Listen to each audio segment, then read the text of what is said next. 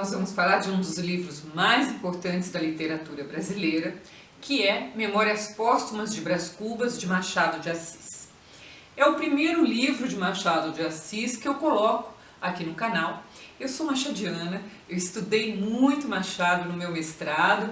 Essa coleção aqui é uma coleção inteira de Machado, é uma coleção de 1950, antes de eu nascer, mas é uma coleção que eu gosto porque é uma coleção que traz ainda muito dos primeiros originais, inclusive a maneira como era escrito o português lá do século XIX. Então vamos começar por aí. Antes de continuar, eu quero avisar que como Memórias Póstumas é um livro de leitura obrigatória do vestibular de muitas universidades no Brasil, eu vou dar alguns spoilers, né? Eu vou contar o livro, vou fazer o resumo e vou fixar alguns pontos que eu considero que são importantes para você entender melhor a obra. Então vamos lá. Vamos começar pelo título. Então eu falei que é uma edição antiga e antigamente, eu não sei se vai dar para ler, eu vou aproximar bem, mas antigamente Memórias Póstuma, a palavra póstumo, póstumas, era escrito com H. Então, o que quer dizer póstumo? Post quer dizer depois e humo com H quer dizer aquela parte de cima do solo. Então seria depois do solo, depois da terra, que também é a mesma raiz do verbo humare, enterrado. Então são memórias de alguém que morreu, de alguém que já foi enterrado. Quem é esse alguém? O próprio nome já diz, Brás Cubas, né? E memórias? Veja, memória é diferente de biografia. Eu posso escrever a biografia de uma pessoa, mas eu não posso escrever as memórias a não ser que essa pessoa me dite. Memória é próprio de cada um. Então, a dica é, ou ele, o que seria o mais óbvio, ele deixou escrita as suas memórias antes de morrer. Só que o livro começa dizendo que não. Quando começa o livro, ele já morreu e aí é que ele vai contar as suas memórias. Então, vocês imaginem, esse livro saía aos pedaços, aos capítulos, numa publicação chamada Revista Brasileira, em 1880. Então, imaginem a revolução que foi um romance com o morto sendo o personagem principal, o narrador, porque o livro inteiro vai ser narrado em primeira pessoa por esse morto. Esse contexto, essa modificação, né, na literatura, essa transformação, ela acompanhava um contexto da sociedade da época, porque a sociedade da época, da mesma forma, estava se alterando. Então você estava tendo um grande processo de urbanização, de industrialização e muitos costumes estavam se alterando e estavam sendo questionados, inclusive o casamento. Então, a literatura, ela acompanha esse movimento da sociedade, porque é uma coisa óbvia. O escritor, ele é daquele contexto, ele é daquela sociedade. E o Machado, ele tem uma primeira fase, que é uma fase romântica, e agora ele passa, no final, seus últimos livros, que são seus melhores livros, os mais importantes, eles são realistas. E ele vai brincar ao longo de Memórias Póstumas de Brás Cubas, que ele deixou o romantismo. Então, ainda falando da estrutura do romance, o romance, como ele saía aos pedaços, ele vai ser constituído de capítulos curtos, capítulos de 1, 2 páginas, o que dá uma certa agilidade à leitura.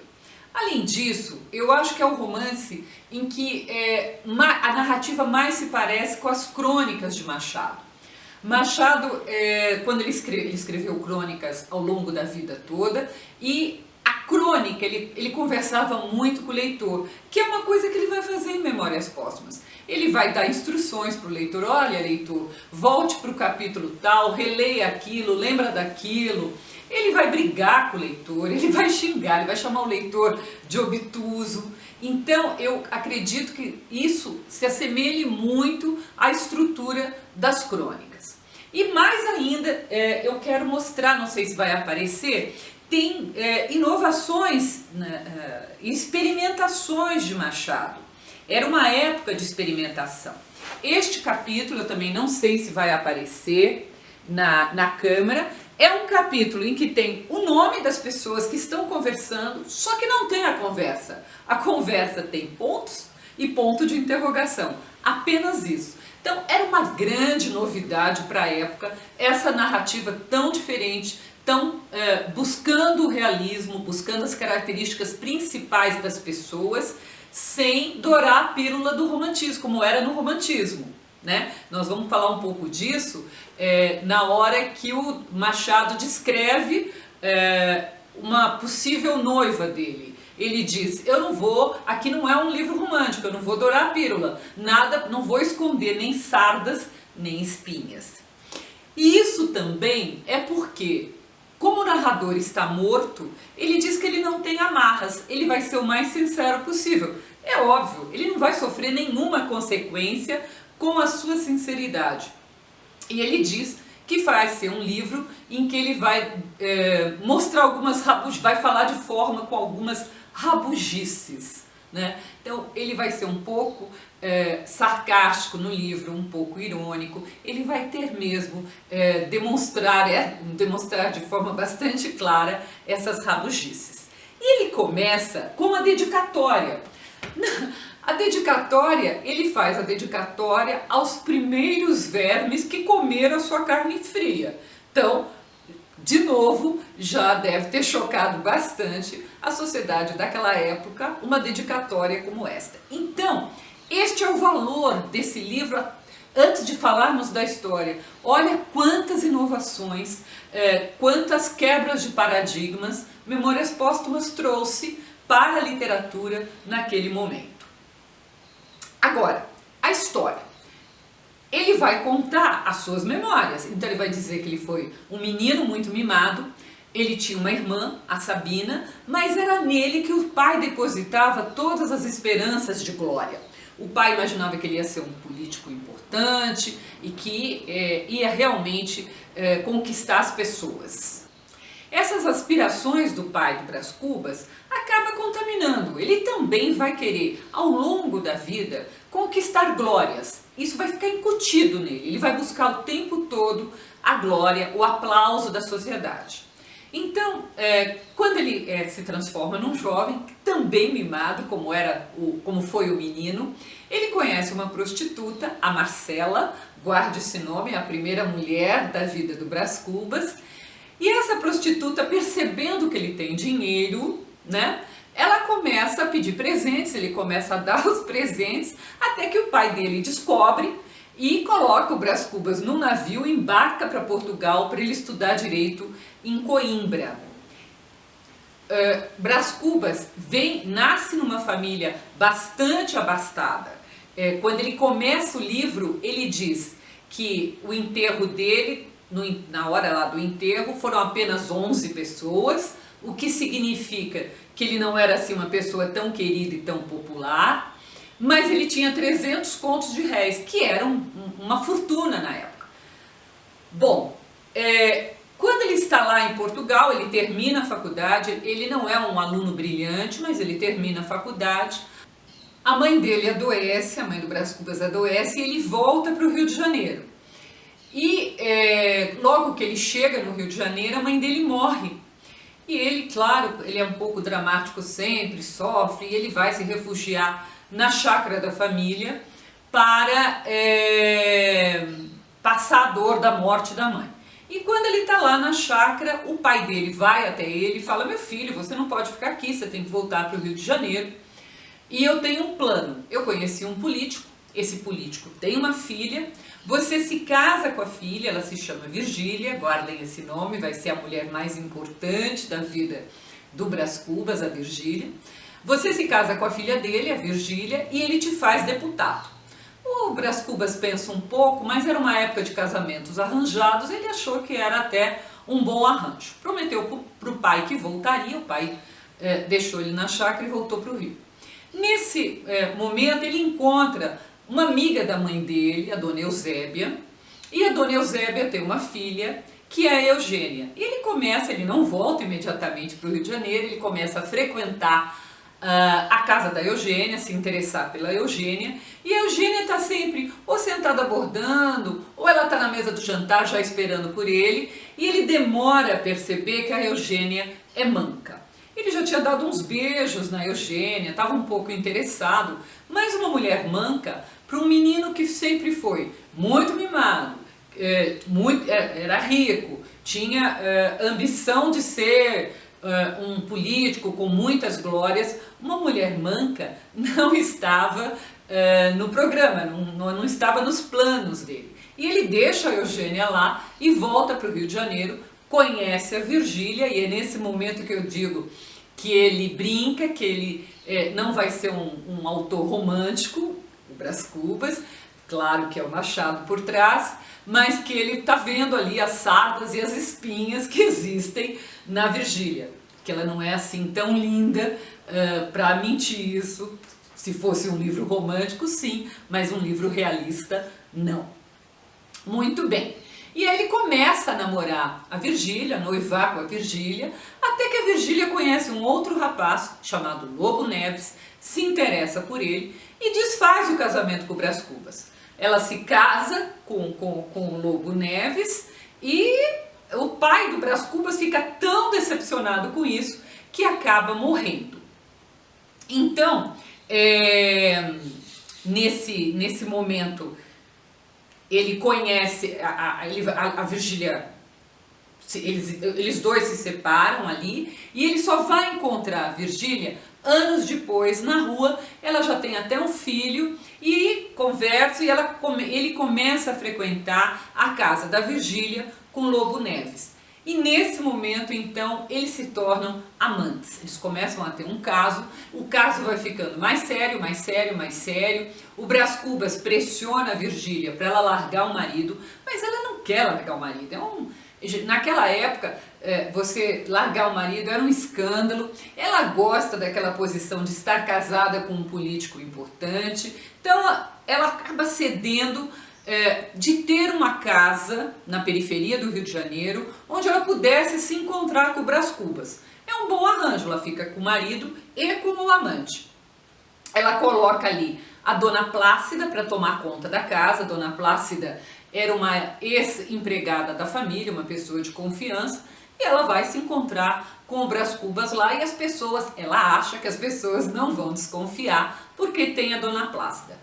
À medida que você vai lendo, você percebe que quase o Rio de Janeiro inteiro sabe do caso deles. A gente acha até que o Lobo Neves também sabe, porque um dia ele bate lá na casa da Dona Plácida, o Brás Cubas se esconde, ele vê só a Dona Plácida e a mulher dele, mas tudo leva a crer que ele sabia disso. Aí o Lobo Neves, ele é indicado para ser presidente de outra província e eles vão embora. Brás Cubas não quer que a Virgília vá embora, mas ela vai e o caso deles termina. Nesse momento ele encontra no centro do Rio de Janeiro um antigo colega que é o Quincas Borba, e este colega virou um mendigo e está morando na rua. Quincas Borba é um personagem importante na obra do Machado. Depois vai haver um outro volume em que vai se chamar Quincas Borba e que o personagem então retorna, porque é um personagem que cria um método, ele cria uma filosofia de vida chamada humanitismo. Muitos estudiosos de Machado, eu me incluo entre eles, a gente acha que isto é uma sátira a uma série de movimentos que aconteciam naquela época. Era um tal de ismo para cá, ismo para lá. Então, humanitismo seria uma sátira bem ao positivismo que também estava surgindo. Então, tudo isso fazia do Quincas Borba uma figura muito interessante.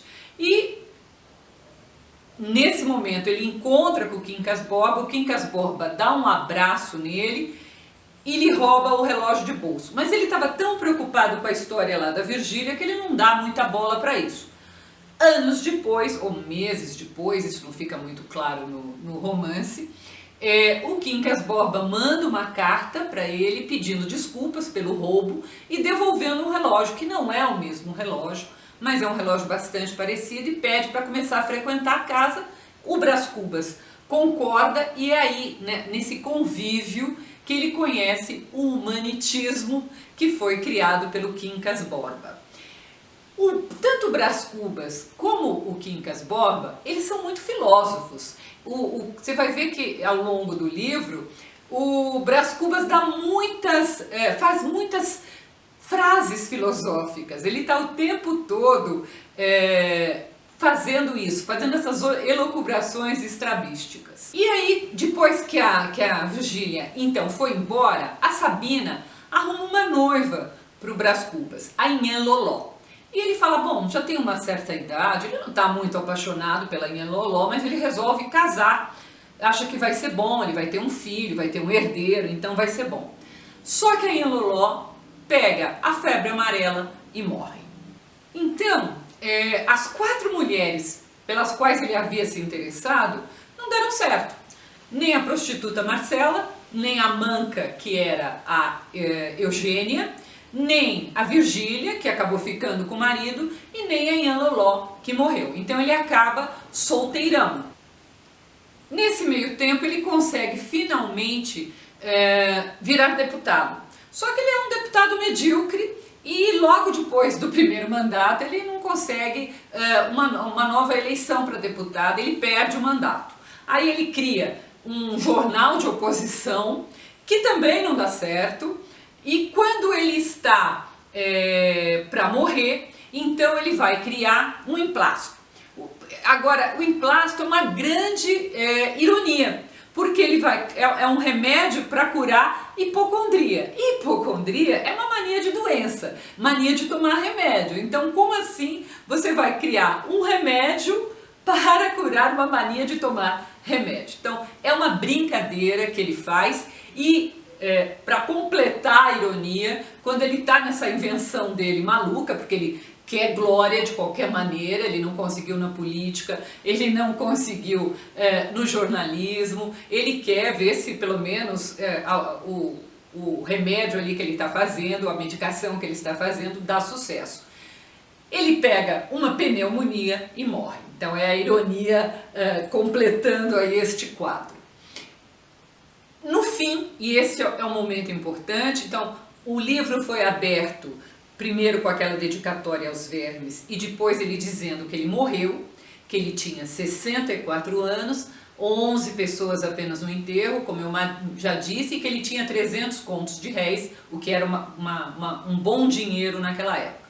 E ele termina fazendo um balanço, dizendo que ele nunca teve que trabalhar, por exemplo, como a Dona Plácida, não acabou na miséria.